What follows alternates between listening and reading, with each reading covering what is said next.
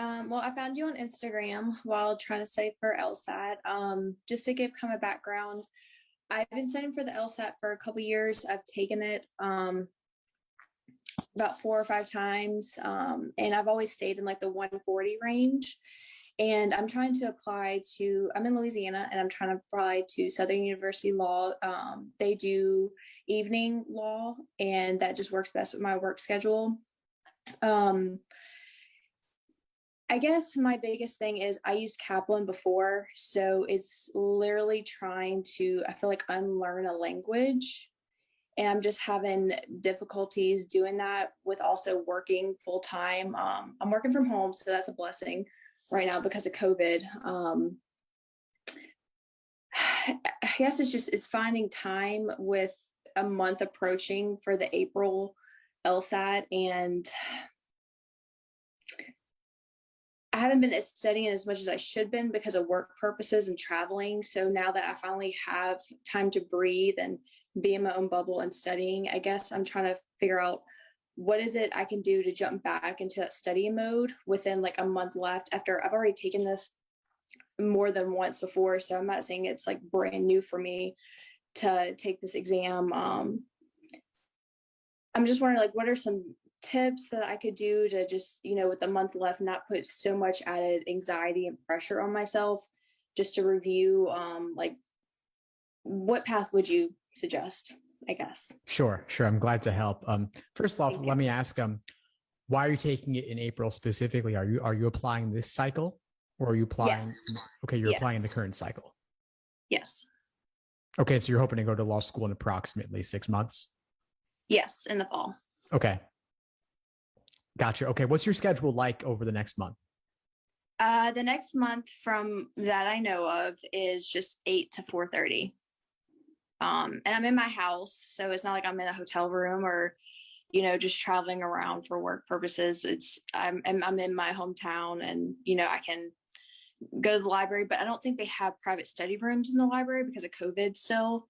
Because that's what I was using in the beginning, and I really love that because it's outside my house. I don't really have distractions or temptations, for to take away from me. So I guess I'm just trying to figure out diving back into your schedule. Like, you sent me the 2-month schedule for studying. Is there like a shorter version for a month possibly, or what would you suggest leading up to the exam in April? I think right now my score is 141. And I've been in contact with people on the admissions for this law school I'm trying to get into. And from what I've been told, they just tell me, like, you just need to bump it up just a little bit more to get into the range of, like, I'm already in the range of what they accept. They just want me to bump it up a little bit more, a couple more points. Mm-hmm. So I guess I'm trying to figure out within the next couple of weeks, how can I like zero focus in like a schedule of studying and what to study to bump it up just a few more points. Gotcha. Okay. So, I mean, I have a 1-month schedule, but it's an intense one. And I don't actually love the idea of it at all because it's right meant to really compress everything for those who are desperate for that, but it's not a recommended course of action at all. Right. And it assumes no prior knowledge. You're not in that situation because you've been studying already and you're just looking to get up a few more points in the final month you have remaining. So my question is, if we wanted to bump you up just a few points, what are the easiest points you can get?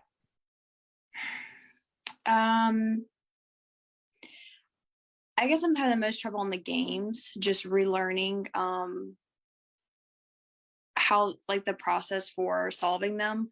And I have the Law Hub exams. I bought that the practice test that I can go on and do those with the schedule that you sent me. I guess where I'm having issues is whenever I'm going through them, if it's not clicking, like I'm not figuring out how to do it. It's just not having that like explanation of, hey, for this question, these are the answers and this is how you get to it. I guess I was just looking for that for that to explain to myself. Okay, well, good news. I have that. I have Awesome. I have explanations for most logic games. Cool. On video, walking you through every question, every choice. I've got those available. So they show you how to make inferences. They show you how to make multiple main diagrams when that's useful. They walk you through how to reuse previous work as much as possible to be more efficient. So if you want to get better at games, just do a bunch of those. Do a bunch of recent logic games, use the explanations afterwards, and they'll help you clear up any confusion. And that alone could be it. Logic games is typically where there's the lowest hanging fruit. Okay. So do you think with the time frame, logic games would be the best thing for me to concentrate on to fine tune and get better? Like that would be the easiest one to tackle first leading up to the April exam. Apart from, okay. It could be. We'll talk about the other sections too. I just started there because you started there, but we'll cover all sections. So logic games typically is the lowest hanging fruit. There's typically the biggest gains you can make there relative to other sections. So, I mean, do you feel like your logic games situation at the moment has a lot of room for improvement? Yes, immensely. So start there. You could start there. And that I would say that course of action is something you could certainly do. And with a month remaining, it may not feel like there's a lot you can do, but you also said you're working 8 to 4:30. It's during COVID. You're home a lot anyway. You can do a lot either before work or after work, or who knows, maybe even during the day. Definitely the weekends. You have time available. I'd be surprised if you couldn't do at least 20 hours of studying a week. Right. You also mentioned Law Hub itself. And so I'm curious, just in general, how long have you had access to Law Hub for and how much have you used it? I've had it since January, and I guess I haven't really explored it, but I have gone to the practice test that you've listed in on day this and this is what you do, go to this exam. I think I'm using the right one because I know you said that Law Hub is a little bit different the way they compare to the books, like finding the question and the section in the question. So I think I'm doing the right ones. But it's just the practice test is what I've only seen on Law Hub. Okay, good. I mean, the reason I raised the question, you're right that there's some section numbering confusion sometimes. The short answer is logic games is section 1, reading comp is section 4 in Law Hub. But on test day, of course, they're scrambled and mixed up. Right. I just want to make sure that you're familiar with the format of the exam you'll be taking. Like, are you doing your practice tests on there? I haven't done a practice test in a while. But yes, I have been doing going through the practice test you said. Okay, cool. Good. So I'd say you want to make sure that you're doing at least one timed exam a week in Law Hub so that you're used to the look and feel, the style of what you'll experience on test day. Okay. That alone could lead to some more points in the end. Gotcha. Then I want to talk logical reasoning too, and then reading comp. For logical reasoning, what are some of your problem areas there?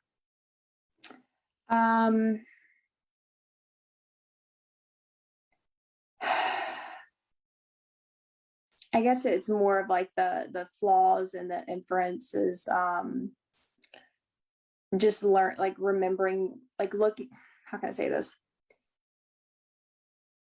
It's going into that section, being able to identify what type of question is each one, and then within the time limit, knowing, okay, what is my strategy here? Like, how do I, remembering the steps to tackle those types of questions.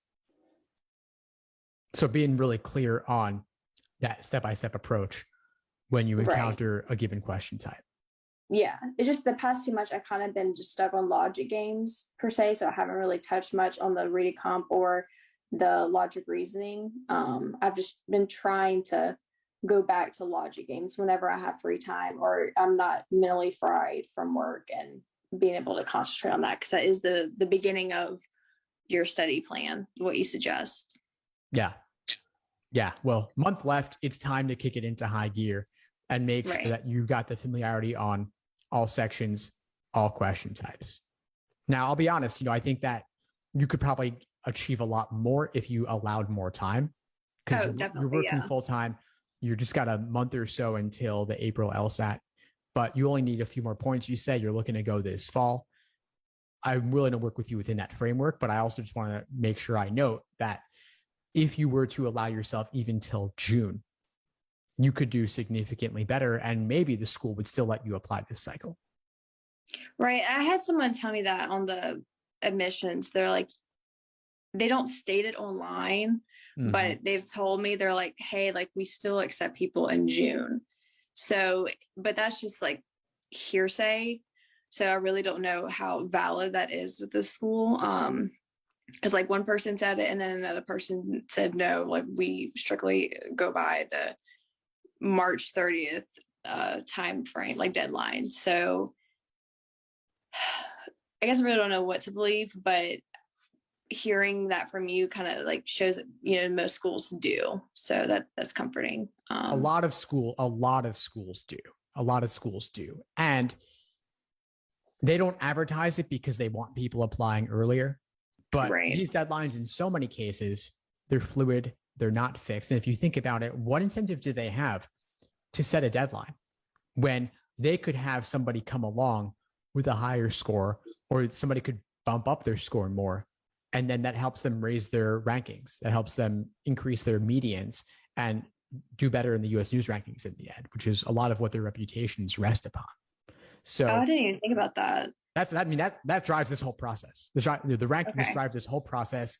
Nobody likes them, but everybody still listens to them anyway. And so it's this catch-22 kind of situation. But let's say hypothetically, you bump it up 5 points by April. I hope you bump it up more, but let's say at least 5 points by April. But June, you're giving yourself that additional 2 months. Let's say you were to bump it up 15 points. How much more scholarship money could you get with that many more points, or even other law schools potentially, if you're open to it? Like it could entirely change the nature of what you get offered. Right. I guess in that event, I guess my question is, how would I communicate with them? Like, let's say I bump up to 5 points, but it's still not, you know, enough to get me in the door.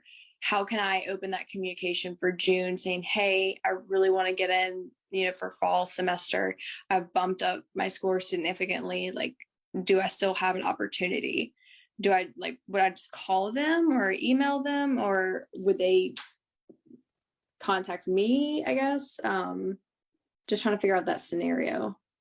Well, I would certainly be the one to contact them. I would make sure you contact them and reach out. But I would also open the line of communication already. I mean, you said that you've been in touch with them. Yeah.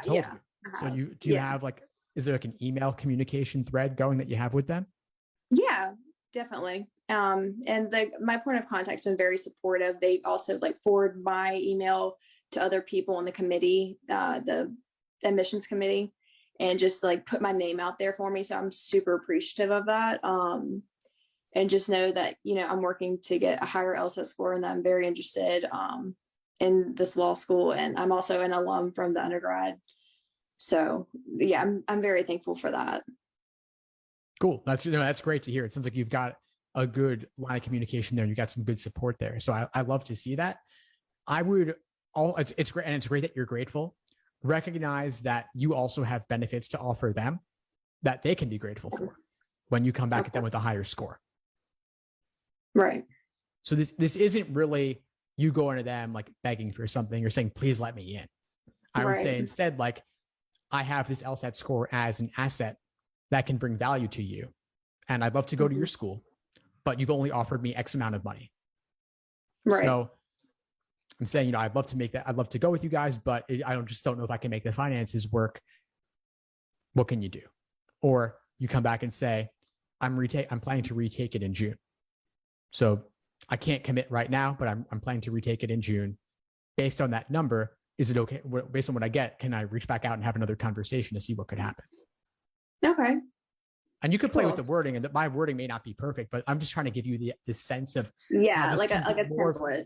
This can be more of a negotiation than just you coming to them like you need it more than they need you, because they actually need you more. Like, nobody has to go to law school, but law schools need to fill seats. Right. Gotcha. So, okay, that makes me feel a little bit better. Okay. Of course. No, I'm glad to help. I'm definitely reach back out as this goes forward, and I'll do what I can to help. We've also got plenty of sessions on admissions inside the course where we're talking through things like this. Okay. And do you have videos, just to circle back to the games? Can you just go more into detail that your videos of going through the steps for logic games? Is it like per pretest, or is it just for like that certain type of logic games? like, how does your videos for that stream? Yeah, sure. So basically the videos, they're by prep test number and question number. So prep test number, game number, and they're also labeled by type. So you've got grouping matching, you've got grouping selection, you have different types of ordering games. So you can go through them as you like. Okay. I also want to make sure we touch on logical reasoning and reading comp a little bit more, though. Okay. So you mentioned that for logical reasoning, you're looking for that step by step. Right. Now, the workshops, a lot of them will typically what we'll do is we'll cover like the basic theory, like the concepts underlying it, what the question's asking you for. And then it could be step one. I mean, some people like to read question stem first. Some like to read the stimulus first. It doesn't matter that much, although I prefer question stem first personally. But the idea is to know, okay, well, if it's this question type, these are the typical paths it can go down. And there's approximately a dozen or so different question stem types. And you just want to make sure you have a basic familiarity with each one and what they're looking for you to do. Okay. So if you watch the first even 5-10 minutes of a given workshop, it'll typically be focusing on that. Gotcha. And then the rest of the class will be going through examples. And I'd recommend those too, but with limited time, you might just want to go through the theoretical portion. And then in the foundational section of the course, I also focus a lot on the theory. Gotcha. And also when it comes to, what do you suggest from getting Kaplan's way of, I'm not trying to badmouth another company. I'm really not. It's just, there is a difference of how they structure and teach versus your course. I guess, do you have any advice on how to get that out of my mind or not think about that? Like, is there like that big of a difference? Because I'm kind of noticing it just by like certain phrases that you use for like the games. I don't know why I'm blanking. I can't come up with an example in my mind. But do you have any suggestions for that, for like relearning from using a different setting?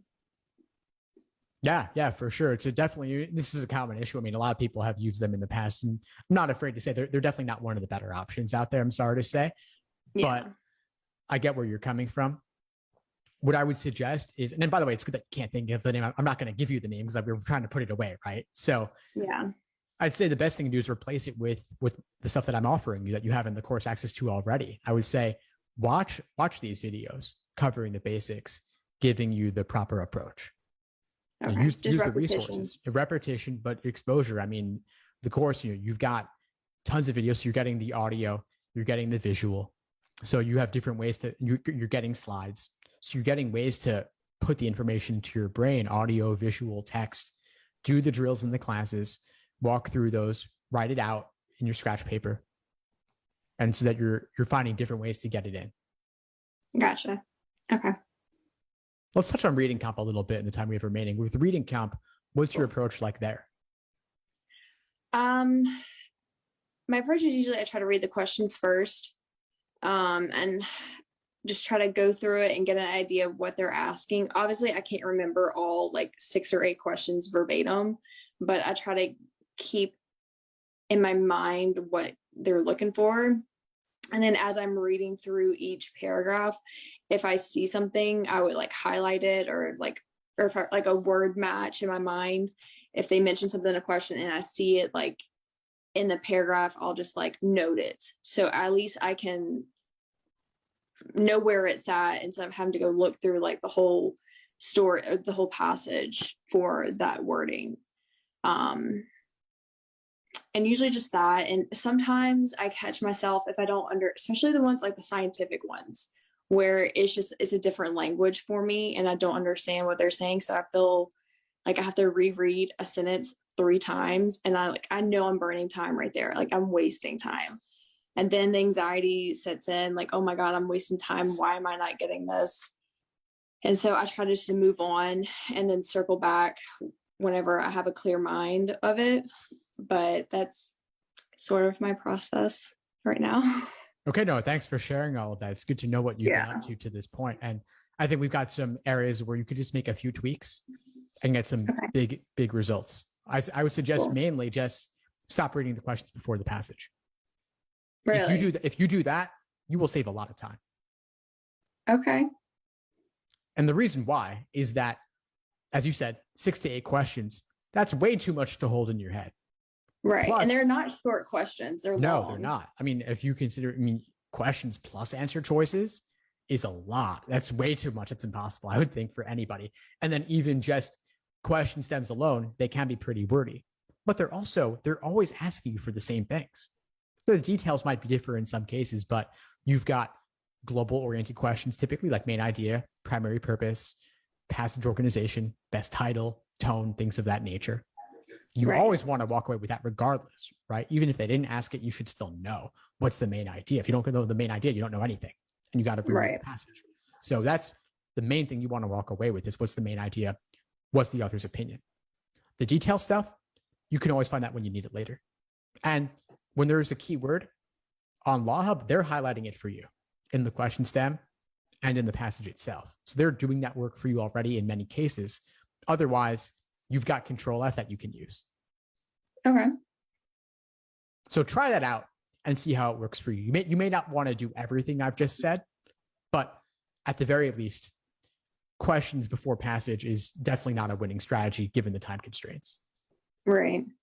Okay. I can definitely see like changing that and seeing how it would benefit me, because I do waste a lot of time reading it, and I can see the frustration in that. Yeah. And try some drills where you're just basically reading the passage and articulating the main idea for yourself as a prephrase before going into the questions. Okay. All right. I'll definitely try that. Cool, Samantha. Well, that's about it for today, but I'm really glad we connected. Before we sign off, what would you say is the biggest insight you got from our call today?